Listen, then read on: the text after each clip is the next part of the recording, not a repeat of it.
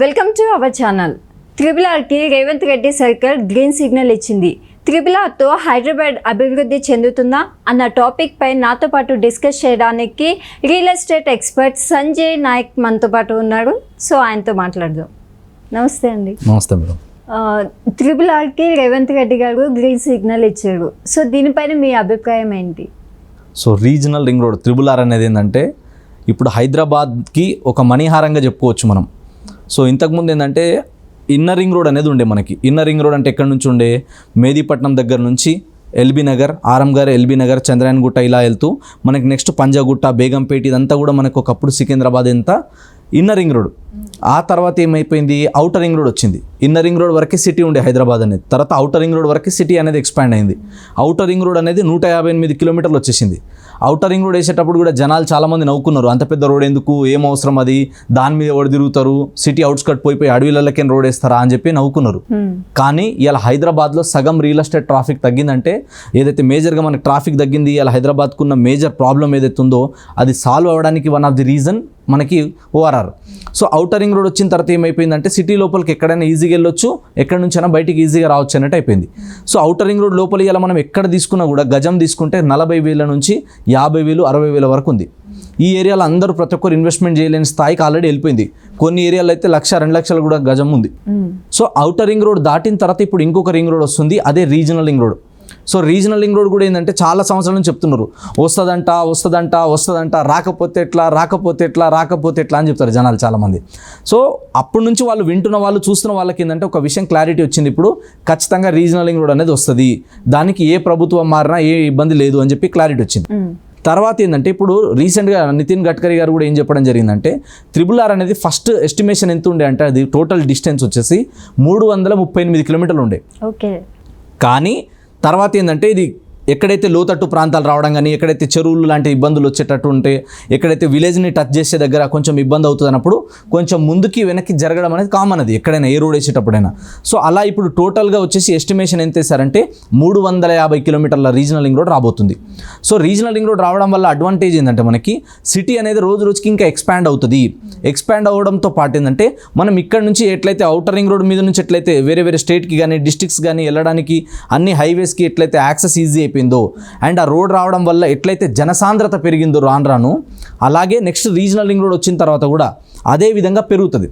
So దీనికి ముందు చూపుతోనే government కూడా ఎస్టిమేషన్ ఎంత వేసిందంటే 31,000 కోట్లు. ఓకే. సో దీంట్లో వచ్చేసి ఆల్రెడీ ఎలక్ట్రికల్ వర్క్ దానికి సంబంధించిన ఏవైతే మెయింటెనెన్స్ సంబంధించిన ఏవైతే ఐటమ్స్ ఉంటాయో, ఏవైతే టూల్స్ ఉంటాయో అవన్నీ ఇక్కడ నుంచి ఒక చోట నుంచి ఇంకో చోట సప్లై చేయడానికే రీసెంట్గా 300 కోట్ల రూపాయలు శాంక్షన్ చేసింది సెంట్రల్ గవర్నమెంట్. సో ఇంత అమౌంట్ రావడం వల్ల, ఇంత అమౌంట్ ఎందుకు ఇన్వెస్ట్మెంట్ చేస్తున్నారు? సో ఒక అమౌంట్ ఇన్వెస్ట్మెంట్ చేస్తున్నారంటే గవర్నమెంట్కి కూడా దాని నుంచి రిటర్న్స్ వస్తాయి కదా. ఇప్పుడు ORR ఎందుకు అన్నారు, కానీ ORR వచ్చిన తర్వాత ట్రాఫిక్ తగ్గింది, ప్లస్ అక్కడ నుంచి ఇన్కమ్ కూడా జనరేట్ అవుతుంది కదా టోల్ ప్లాజా నుంచి. సో అదే విధంగా రీజనల్ రింగ్ రోడ్ వచ్చిన తర్వాత కూడా ఇది వచ్చేసి ఏంటంటే మనకి టోటల్గా 350 కిలోమీటర్లు ఉండడం. సో దీనివల్ల ఏంటంటే డిస్ట్రిక్ట్స్ కలుపుకుంటూ వెళ్ళడం. సో దీనివల్ల హైదరాబాద్ సిటీ ఎక్స్పాండ్ అవ్వడం. ఇప్పుడు రీజనల్ రింగ్ రోడ్ వరకు HMDA లిమిట్స్ పెంచడం, హైదరాబాద్ మెట్రోపాలిటన్ డెవలప్మెంట్ అథారిటీ వాళ్ళు ఏంటంటే అక్కడ దాకా పెంచేస్తే ఏమవుతుంది అంటే ఇదంతా comes under Hyderabad. So Hyderabad అనేది రోజు రోజుకి పెరుగుతూ పోతుంది, ఎక్స్పాండ్ అవుతూ పోతుంది. కాబట్టి రాబోయే రోజులలో ఈ రీజనల్ రింగ్ రోడ్ని బేస్ చేసుకొని కొన్న వాళ్ళు అదృష్టవంతులని చెప్తా ఖచ్చితంగా. ఈరోజు తక్కువ దొరుకుతున్నాయి మనకి. అవుటర్ రింగ్ రోడ్ లోపల ఒకప్పుడు అవుటర్ రింగ్ రోడ్ దగ్గర వస్తుందంటే అంత పెద్ద రోడ్ వస్తుందా, నిజంగా వేస్తారా అన్నారు. కానీ ఎవరైతే వస్తుంది అని నమ్మి ముందు చూపుతో ఇన్వెస్ట్మెంట్ చేస్తారో వాళ్ళు ఇలా కోట్లలో ఉన్నారు ప్రాఫిట్ అంతా. ఇప్పుడు కూడా ఏంటంటే అక్కడ కొనలేని వాళ్ళు గచ్చిబౌలిలో, మాదాపూర్లో, హైటెక్ సిటీలో, ఓకే ఈ ఏరియాలో ప్లాట్ కొనని వాళ్ళు, ల్యాండ్ కొనని వాళ్ళు, దయచేసి నా రిక్వెస్ట్ ఏంటంటే మీ దగ్గర డబ్బులు ఉంటే కనీసం రీజనల్ రింగ్ రోడ్ దగ్గరలో కొనుక్కోండి. లేకపోతే ఒక 10 సంవత్సరాల తర్వాత, 20 సంవత్సరాల తర్వాత ఏమనిపిస్తుంది తెలుసా, అప్పుడు సంజయ్ నాయక్ అన్నట్టు ఒకడు మస్తు చెప్పిండు, మా ఫ్రెండ్ ఒకటి తెలిసినవాడు మస్తు చెప్పిండు, మా రిలేటివ్ ఒకరు చెప్పిర్రు, తక్కువలో చెప్పిర్రు, మంచి ఆపర్చునిటీ ఉండే, నా దగ్గర పైసలు కూడా ఉండే, కానీ ఎవరో చెప్పిరని చెప్పి నేను ఆగిపోయినా. అప్పుడు ఎప్పుడు వస్తుంది, అంత దూరం పోయి ఎడగుంటారు, హైదరాబాద్ ఇప్పుడే ఇంత ఉంది, అంత కావాలంటే టైం పడుతుంది అని చెప్పి ఆగిపోయినా అన్న ఫీలింగ్, ఆ బాధ లైఫ్ టైం వాళ్ళకు ఉండిపోతుంది. చాలా మందిని అబ్జర్వ్ చేస్తున్నాను నేను. హైదరాబాద్లో ఉన్న వాళ్ళని టచ్ చేయండి మీరు, 10 మందిలో ఎవరైనా 2-3 కనీసం చెప్తారు, అప్పట్లో ఇది ఏం లేకుండా అన్న ఇదంతా అడవి ఉండే నేను వచ్చినప్పుడు, ఈ ఏరియాలో మాదే ఫస్ట్ ఇల్లు అంటారు. సో ఇప్పుడు రీజనల్ రింగ్ రోడ్కి దగ్గరలో ఎంత కాస్ట్ ఉంది? సో రీజనల్ రింగ్ రోడ్ ఏదైతే ఏరియా వస్తుందో ఇప్పుడు మనకి ఔటర్ రింగ్ రోడ్ నుంచి 20 నుంచి 30 కిలోమీటర్ రేడియస్లో మీరు ఎక్కడ కొన్నా అద్భుతంగా ఉంటుంది. ప్రైస్ తీసుకుంటే కనుక మనకి ఇప్పుడు రీజనల్ రింగ్ రోడ్ సరౌండింగ్లో కొంచెం డిస్టెన్స్ వెళ్ళినప్పుడు కూడా ఏంటంటే మనకి తక్కువ ప్రైస్ తీసుకుంటే 8,000 నుంచి 10,000 ఇస్ మినిమం ప్రైస్. ఎందుకు మనం ఎక్కడైనా సరే డిటీసీపీలో కానీ హెచ్ఎండిలో తీసుకున్నప్పుడు వాళ్ళ డెవలప్మెంట్స్ అన్నీ చేసి ఇవ్వాలి, క్లియర్ టైటిల్ ఉండాలి, మెయింటెనెన్స్ ఉండాలి, అన్ని చార్జెస్ అన్నీ కలెక్ట్ చేయాలంటే కనీసం వచ్చేసి దానికి ఎంత అవుతుంది ప్రైస్ అంటే 8,000 ఈజ్ మినిమం. అంతకన్నా తక్కువలో దొరకదు. దొరికిందంటే అది జీపీ లేఅవుట్లను, అన్ఆథరైజ్డ్ లేఅవుట్లను, ఫామ్ ల్యాండ్లను దొరికే ఛాన్సెస్ ఉంటాయి తప్ప అప్రూవ్డ్ లేఅవుట్లో 8,000 కన్నా తక్కువ దొరకడం కష్టం. కాబట్టి 8,000 దగ్గర నుంచి మొదలుపెట్టి 30,000, 50,000 వరకు కూడా ఉన్నాయి కొన్ని ఏరియాస్ డిమాండ్ బట్టి. ఇప్పుడు హైవేకి ప్లస్ ఈ ప్రపోజల్ ఉన్న రీజనల్ రింగ్ రోడ్ని బేస్ చేసుకొని ఎక్కడెక్కడైతే కటింగ్ మనకు ప్రపోజల్ ఉంది ఇప్పుడు, సో ఈ ఏరియా అంతా కూడా విపరీతమైన డెవలప్మెంట్ వస్తుంది. అన్నిటికంటే గుడ్ న్యూస్ ఏంటంటే అక్టోబర్ 1వ తేదీ రోజున దీనికి సంబంధించిన రీజనల్ రింగ్ రోడ్ స్టోనింగ్ కూడా పడబోతుంది. అండ్ రీజనల్ రింగ్ రోడ్ ఒక్కటే కాదు, రీజనల్ రింగ్ రోడ్ని బేస్ చేసుకొని ఉన్న connectivity, radial roads, peripheral roads, ఇవన్నీ రోడ్స్ కూడా ఏవైతే నేషనల్ స్టేట్ హైవేస్ ఉన్నాయో ఇవన్నీ కూడా డెవలప్మెంట్ అవుతుంది. కాబట్టి ఇప్పుడు తక్కువ బడ్జెట్లో ఉన్నప్పుడే మార్కెట్ ఇప్పుడిప్పుడే పుంజుకుంటుంది. కాబట్టి ఈ టైంలో ఇన్వెస్ట్మెంట్ చేసి నెక్స్ట్ 10 years ఓపిక పట్టగలిగితే మాత్రం ఒక మంచి ప్రాపర్టీ తీసుకున్నా అన్న ఫీలింగ్, ఆ సాటిస్ఫాక్షన్ ప్రతి ఒక్క ఇన్వెస్టర్కి ఉంటుంది. ఈరోజు మనం ఇన్వెస్ట్మెంట్ చేస్తే రానున్న రోజుల్లో అద్భుతమైన రిటర్న్స్ ఖచ్చితంగా వస్తాయి. అంటే ఇప్పుడు కష్టపడినా రేపటి రోజు మంచి ఫలితం ఉంటుంది. 100% మేడం. ఇప్పుడు మీరు డబ్బులు సంపాదిస్తున్నారు అనుకోండి, మీరు వర్క్ చేస్తే మీకు డబ్బులు వస్తున్నాయంటే అది active income. So passive income అంటే ఏంది? మన చెమట కష్టం లేకుండా, మన ఎనర్జీ, మన టైం, మన ఎఫర్ట్స్ పెట్టకుండా మన కోసం మనతో పాటు సంపాదించే ఆప్షన్ ఏముంది? Only and only investment. So investment కూడా ఎక్కడ చేయాలి? స్టాక్లో, గోల్డ్లో చేయడం కన్నా, మ్యూచువల్ ఫండ్లో చేయడం కన్నా అన్నిటికంటే సేఫ్. మీరు ఎవరైనా మీ ఊర్లో ఒక 80 సంవత్సరాల పెద్దవాళ్ళని కూడా అడగండి, వాళ్ళు ఏం చెప్తారు? పైసలు ఉంటే ఏడనవో ఇంత జాగా అనుకో బిడ్డ అంటారు.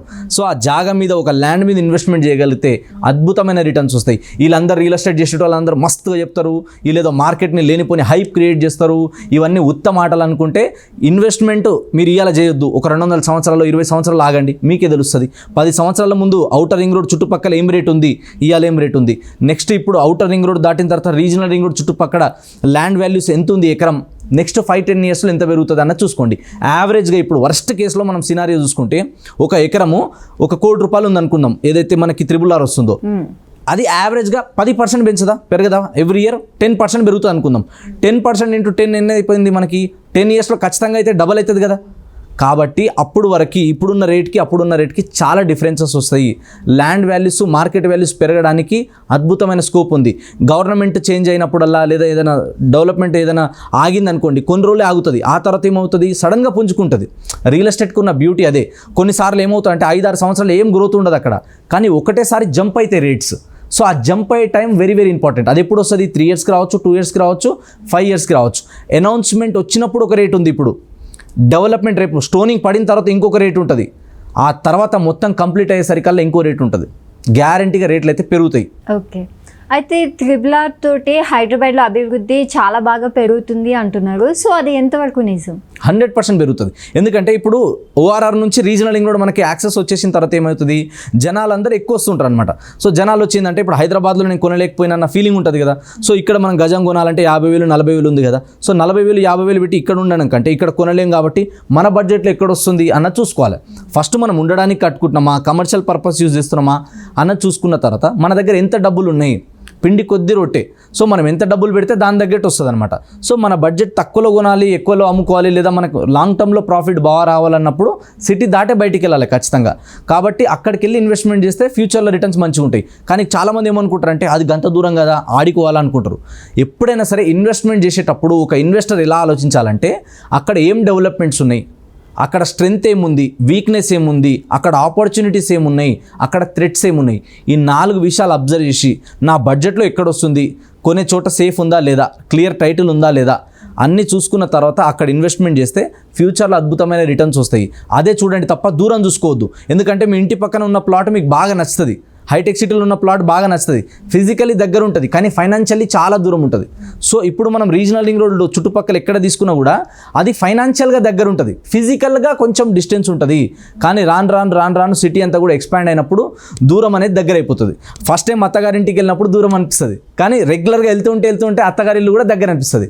సో ఇన్వెస్ట్మెంట్ చేసేటప్పుడు ప్రాపర్టీలలో కూడా ఇలాగే ఆలోచించాలి. ఫస్ట్ టైం సెకండ్ టైం పోతే దూరం అనిపిస్తుంది, కానీ రెగ్యులర్గా చూస్తుంటే రాను అది కూడా దగ్గర అయిపోతుంది. సిటీ ఒకప్పుడు ఇంతే ఉండే, రోజుకి ఎక్స్పాండ్ అయిందా లేదా? సో రానున్న రోజుల్లో ఇంకా ఎక్స్పాండ్ అవ్వడానికి స్కోప్ ఉంది. కాబట్టి ముందు చూపుతోని ఒక విజన్తో ఎవరైతే భూమి మీద పెట్టుబడి పెడతారో నేల తల్లి ఖచ్చితంగా వాళ్ళని కాపాడుకుంటుంది, ఒక మంచి అద్భుతమైన ఫలితం రిటర్న్ ఇస్తుంది. అది నేను బలంగా నమ్ముతున్నా. Okay, thank you so much. Thank you madam.